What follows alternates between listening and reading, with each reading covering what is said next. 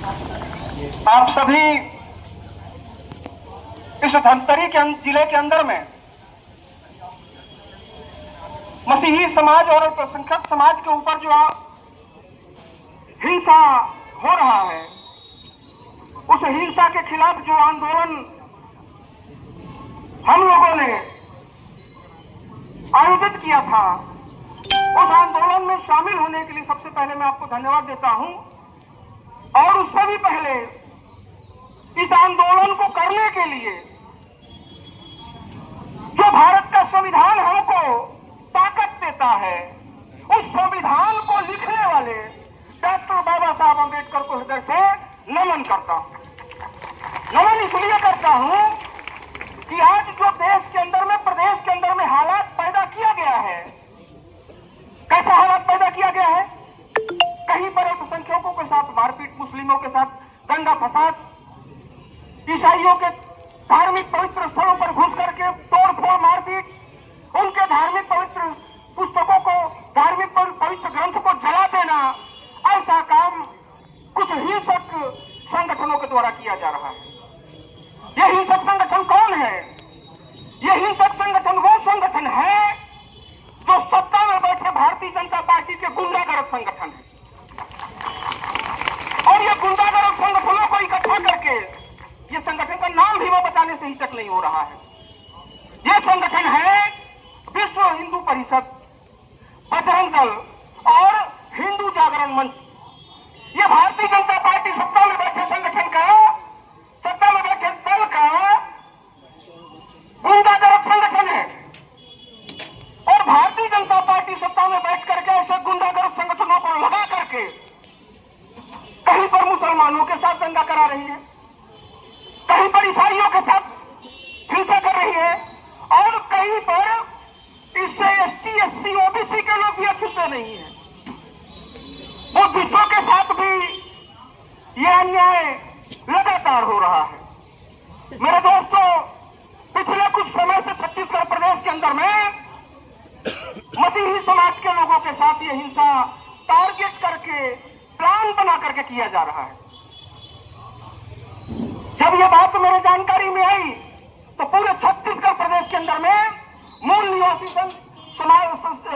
संघ की ओर से हम लोगों ने पूरे छत्तीसगढ़ के अंदर में इस आंदोलन को खड़ा करने का काम किया, क्योंकि हमारा यह मानना है कि मुस्लिम और ईसाई समाज के साथ या किसी संप्रदाय के साथ अगर हिंसा हमला होता है तो यह हिंसा हमला किसी संप्रदाय के साथ हम नहीं मानते।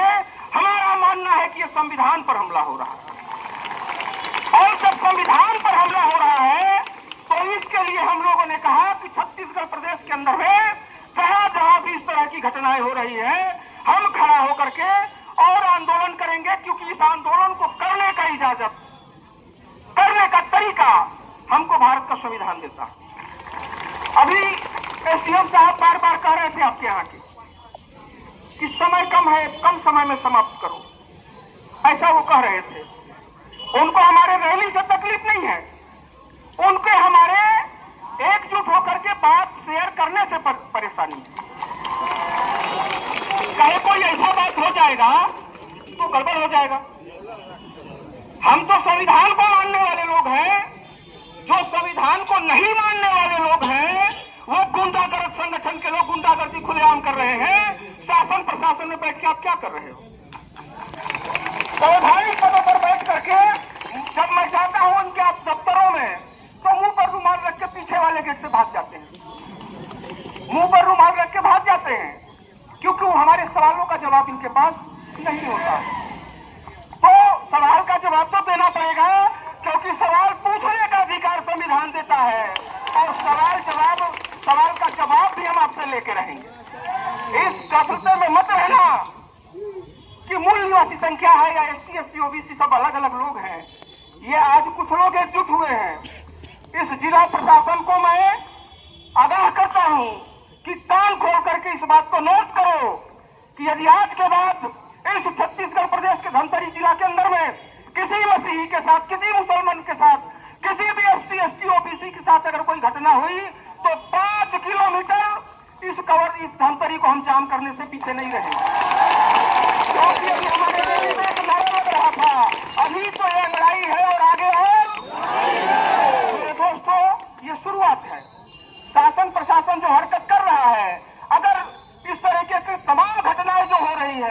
इस घटनाओं पर कार्रवाई हुई होती तो हमें यहाँ पर अपना समय खराब करके इकट्ठा होकर के हल्ला शोर करने की जरूरत पड़ती क्या? नहीं थी। लेकिन यहाँ का शासन प्रशासन भी गुंडागर्द संगठनों के साथ मिलकर के गुंडागर्दी में सहयोग कर रहा है। इसलिए हम संविधान को मानने वाले लोग हैं और हमारे पास संविधान को लेकर के संवैधानिक रास्ते से हम आपसे ये मांग कर रहे हैं कि 15 दिन के अंदर में सारे जितने इस तरीके की हिंसा की घटनाएं हुई है उस घटनाओं में आरोपित लोगों को पकड़ करके जेल के सलाखों के अंदर में आपको डालना होगा।